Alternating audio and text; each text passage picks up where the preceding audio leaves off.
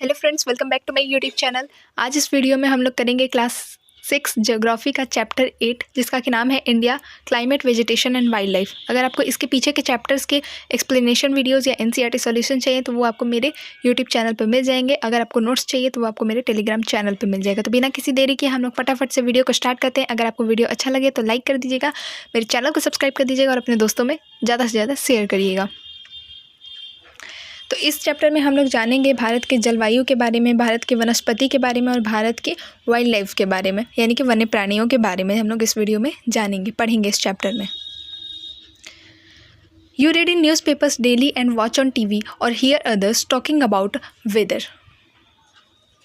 आप मौसम के बारे में प्रतिदिन आप न्यूज़पेपर्स में, आपके घर जो समाचार पत्र आते हैं उसमें, या फिर टेलीविज़न में देखते होंगे, या फिर किसी न किसी को मौसम के बारे में बात करते हुए तो ज़रूर सुना होगा। You must know that weather is about day to day changes in the atmosphere. आप जानते हैं कि वेदर क्या है।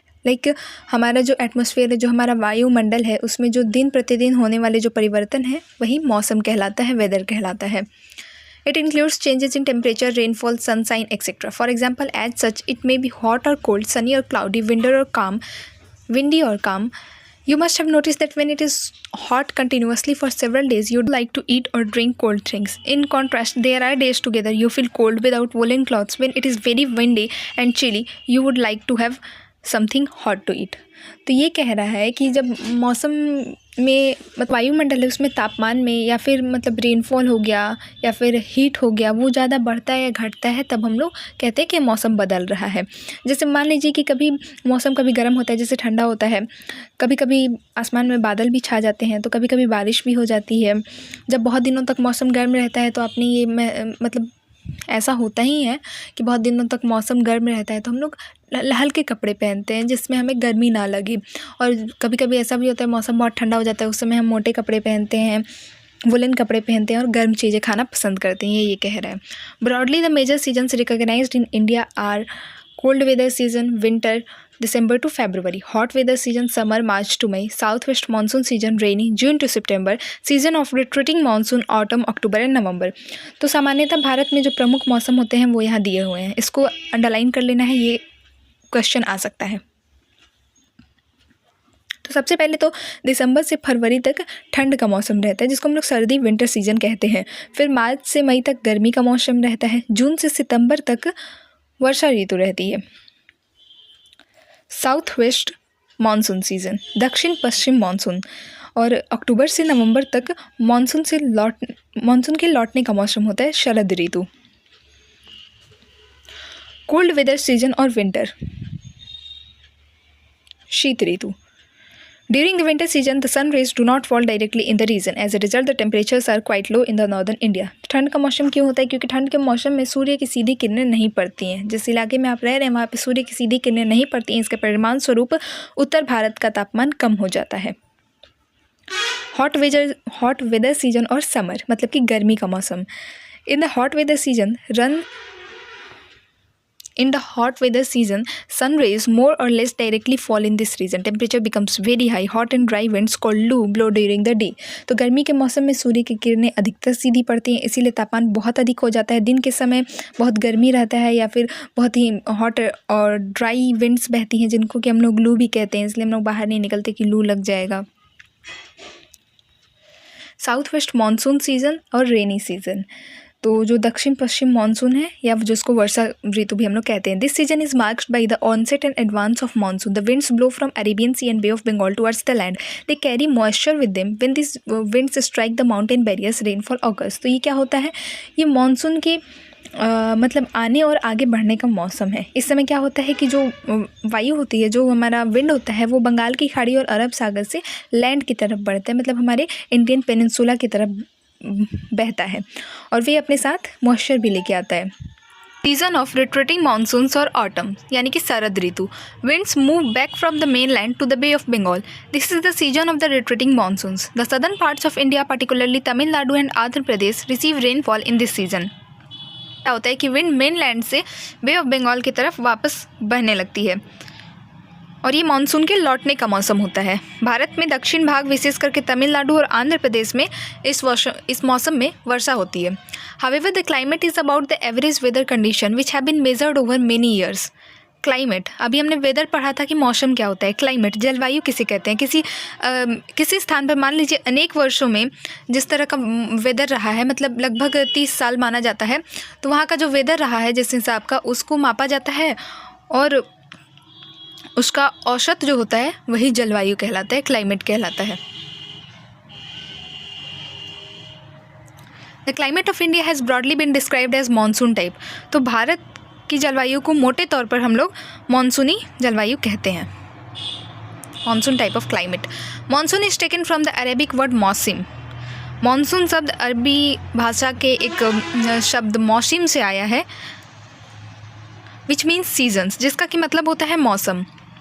Due to India's location in the tropical region, most of the rain is brought by monsoon winds. Agriculture in India is dependent on rains. Good monsoons mean adequate rain and a bountiful crop. Bharat जो है वो tropical region में स्थित है, मतलब कि उष्णकटिबंध reason में स्थित है, और इसीलिए यहाँ पे अधिकतर जो वर्षा होती है वो मानसून विंड के द्वारा ही लाई गई होती है। और भारत में जो एग्रीकल्चर है वो भी वर्षा पर ही निर्भर है। अच्छे मानसून का मतलब है पर्याप्त वर्षा और प्रचुर मात्रा में फसलों का उत्पादन। The climate of a place is affected by its location, altitude, distance from the sea and relief. ये क्वेश्चन आएगा। किसी भी स्थान पर क्लाइमेट उसकी लोकेशन से या उसके ऑल्टीट्यूड से, उसका सी से जितना डिस्टेंस है, समुद्र से दूरी जो है, या फिर उसके रिलीफ से ही, रिलीफ पर ही निर्भर करती है। Therefore, we experience regional differences in the climate of India. इसीलिए हमें भारत की जलवायु में क्षेत्रीय विभिन्नता देखने को मिलती है। Jaisalmer and Bikaner in the desert of Rajasthan are very hot, while Dras and Kargil in Ladakh are freezing cold. तो जैसे कि राजस्थान में मरुस्थल में जो स्थित हैं जगह, जैसे कि जैसलमेर हो गए, बीकानेर हो गए, यहाँ पे बहुत गर्मी होती है, बहुत गर्म स्थान है ये। वहीं लद्दाख में द्रास और कारगिल जैसे जो इलाके हैं वो वहाँ पे बहुत ठंडी होती है, मतलब जमा देने वाली ठंडी होती है। Coastal places like Mumbai and Kolkata experience moderate climate. तो कोलकाता और मुंबई जैसे जो स्थान हैं जो कि तटीय क्षेत्र में है, वहाँ पे ना अधिक गर्मी होती है ना अधिक ठंडी होती है, मतलब मॉडरेट सा वहाँ पे टेम्परेचर क्लाइमेट रहता है। Being on the coast these places are very humid. तो समुद्र तट के नज़दीक होने के कारण ये स्थान बहुत ही ह्यूमिडिटी यहाँ बहुत ही हाई होती है, आर्द्र होते हैं। Mawsynram in Meghalaya receives the world's highest rainfall. ये एक जनरल नॉलेज टाइप क्वेश्चन है। वर्ल्ड्स हाईएस्ट रेनफॉल, विश्व में सबसे अधिक वर्षा कहाँ होती है? मेघालय में स्थित मौसिनराम नाम का जगह है, वहाँ पे होती है।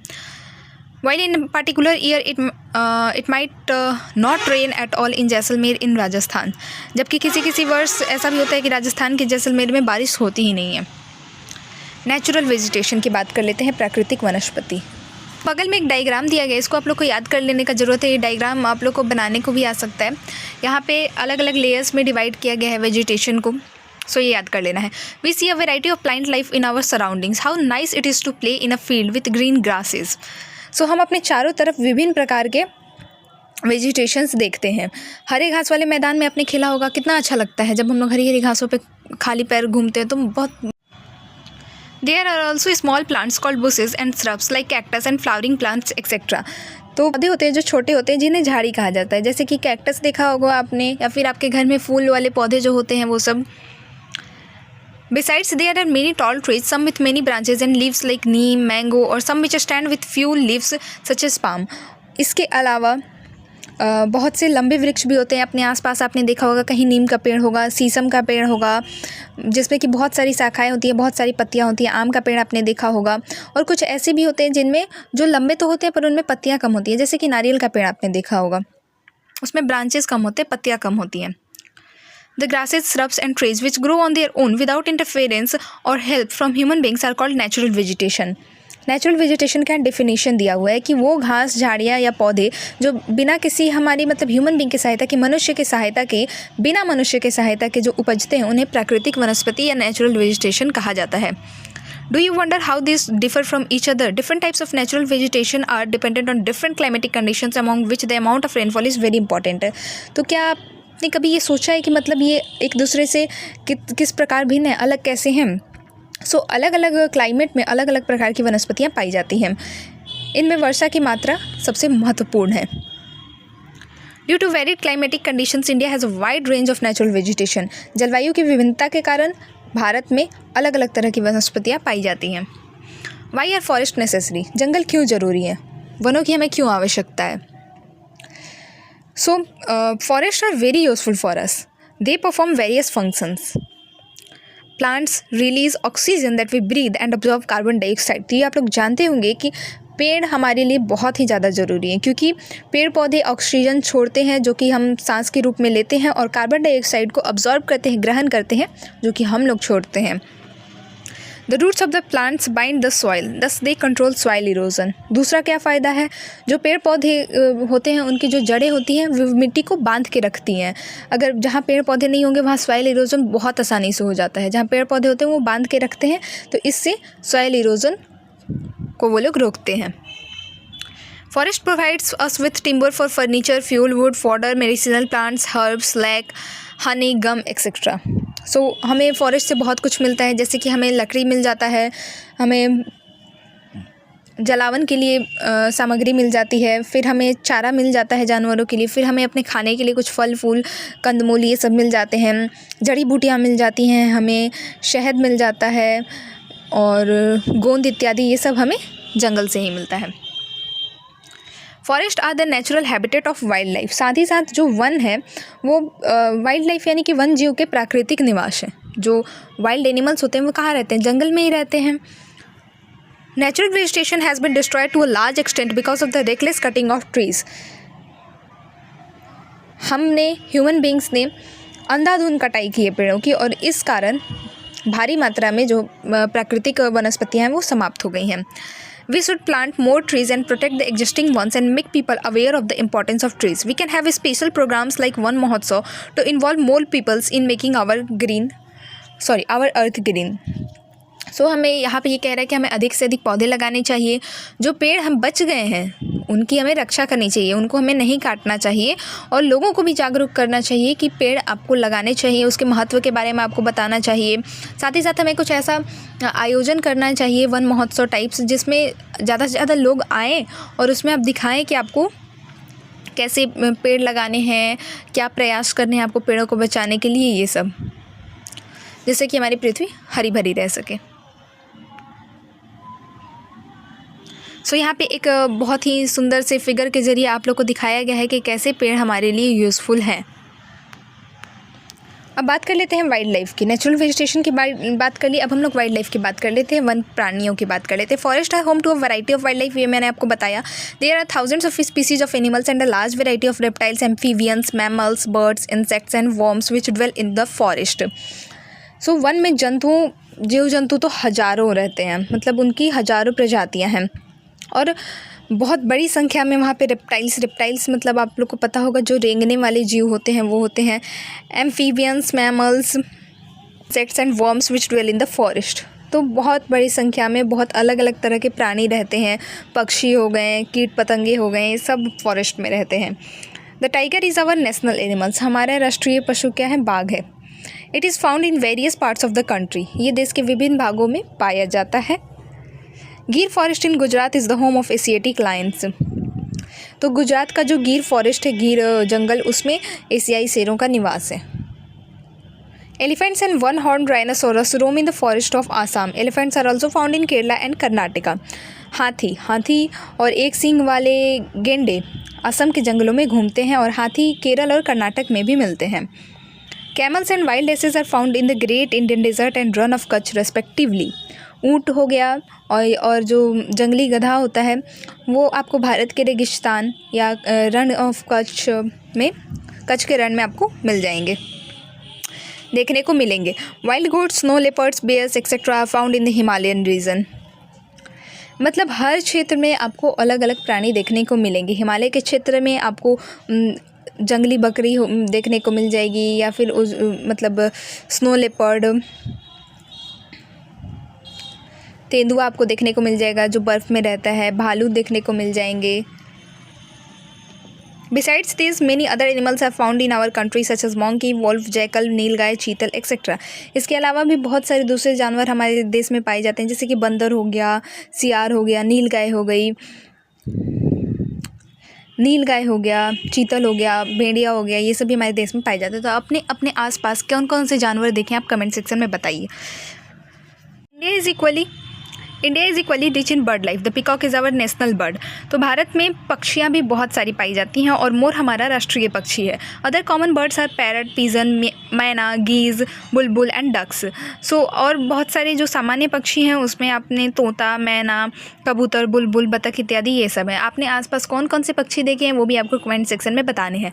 There are several bird sanctuaries which have been created to give birds their natural habitat. बहुत सारे ये क्या कहते हैं, राष्ट्रीय पक्षी उद्यान भी बनाए गए हैं जिससे कि पक्षियों को उनका प्राकृतिक निवास मिल सके। क्यों ये बनाए गए हैं? क्योंकि हमने बहुत सारे जंगल काटे, वहाँ पे अपना घर बनाया, तो पक्षियों के रहने के लिए भी तो कुछ जगह चाहिए, क्योंकि उन्हें तो मतलब पेड़ पौधे ही चाहिए रहने के लिए, घर में तो वो रहेंगे नहीं। तो इसलिए कुछ जगहों को ऐसे संरक्षित किया गया है कि ये यहाँ पे सिर्फ पशु पक्षी ही रहेंगे। यहाँ पे आप किसी भी तरह का कंस्ट्रक्शन वर्क नहीं कर सकते हैं ह्यूमन बींग्स के लिए। Can you name 5 birds that are commonly found in India? तो ये आपको कमेंट सेक्शन में बताने हैं। There are several hundreds of species of snakes found in India. Cobras and kraits are important among them. तो भारत में सांपों की भी सैकड़ों प्रजातियाँ पाई जाती हैं। क्या आपने कभी सांप देखा है? तो कमेंट सेक्शन में बताइएगा कौन सा सांप था और उसके नाम क्या थे। मतलब हमारे जैसे लोकल लैंग्वेज में अलग अलग नाम होता है। सो जो बहुत कॉमन सांप पाए जाते हैं, बहुत ही जो आम तौर पर पाए जाते हैं, वो है कोबरा और करैत। Due to cutting of forest and hunting, several species of wildlife of India are declining rapidly. Many species have already been extinct. In order to protect them, many national parks, sanctuaries and biosphere reserves have been set up. So, वनों को काटने और जानवरों के शिकार करने के कारण भारत में पाई जाने वाले बहुत सारी प्रजातियाँ ख़त्म हो चुकी हैं ऑलरेडी। और बहुत सारी ऐसी प्रजातियाँ हैं जिनकी आबादी दिन प्रतिदिन घट रही है। सो उनको बचाने के लिए बहुत सारे नेशनल पार्क्स, बहुत सारे बर्ड सेंचुरीज़ बनाए गए हैं, वाइल्ड लाइफ सेंचुरीज़ बनाए गए हैं सरकार के द्वारा। सरकार ने has also started Project Tiger and Project Elephant to protect these animals. सरकार ने हाथियों तथा बाघों को बचाने के लिए बाघ परियोजना और हाथी परियोजना जैसी परियोजनाओं को भी शुरू किया है। Can you name some wild life sanctuaries of India and locate them on a map? तो क्या आप कुछ वाइल्ड लाइफ सेंचुरीज़ को हिंदी में कहते हैं पशु विहार के नाम आप बता सकते हैं और उनको मैप पे लोकेट करना है। ये आप लोग का खुद का काम है। आजकल आपको ठीक है नहीं पता है नाम, कोई दिक्कत नहीं है, आप एटलस से देखो, आप गूगल से देखो, कहीं से भी देखो और उसको लोकेट करो कुछ जो इम्पोर्टेंट्स हैं।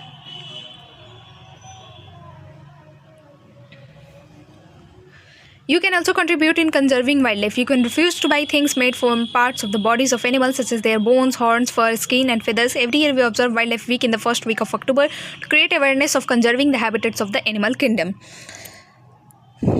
तो सरकार ने तो ये सब कर दिया। आप क्या कर सकते हैं? आप ये कर सकते हैं कि आप जानवर के शरीर से, उनके विभिन्न अंगों से जो चीज़ें बनती हैं उनको मत खरीदिए। आप खरीदेंगे नहीं, वो चीज़ें प्रोडक्शन होंगी नहीं, क्योंकि लोग जिस चीज़ की डिमांड करते हैं बनती वही है, जो लोग चीज़ खरीदते हैं वही बेची जाती है। सो आप वो चीज़ें खरीदिए मत। जैसे किसी जानवर की हड्डी से, सींग से, पंख से अगर कोई चीज़ बना हुआ है तो उसको आप मत खरीदिए। लेदर वाली चीज़ें आमतौर पे आपको नहीं खरीदनी चाहिए, क्योंकि पता नहीं वो किस जानवर की चमड़ी से बना हुआ है और पता नहीं वो किसी जानवर के मरने के बाद उसकी चमड़ी से बना है या किसी जिंदे जानवर को मारा गया उसकी चमड़ी के लिए। सो ये सब आप मत खरीदिए। और प्रत्येक वर्ष हम लोग अक्टूबर के पहले सप्ताह को वन्य जीव सप्ताह के रूप में मनाते हैं, ताकि वन्य जीवों के निवास को संरक्षित रखने के लिए जागरूकता लाई जा सके। सो यहाँ पे हमारा चैप्टर ख़त्म होता है। कोई भी अगर आपको डाउट हो तो आप मुझसे कमेंट सेक्शन में पूछ सकते हैं और इसके एनसीईआरटी सॉल्यूशंस भी आ जाएंगे। नोट्स मैंने ऑलरेडी अपलोड कर दिया, आप चाहें तो मेरे चैनल पर देख सकते हैं। मिलते हैं नेक्स्ट वीडियो में, तब तक के लिए स्टे ट्यून्ड।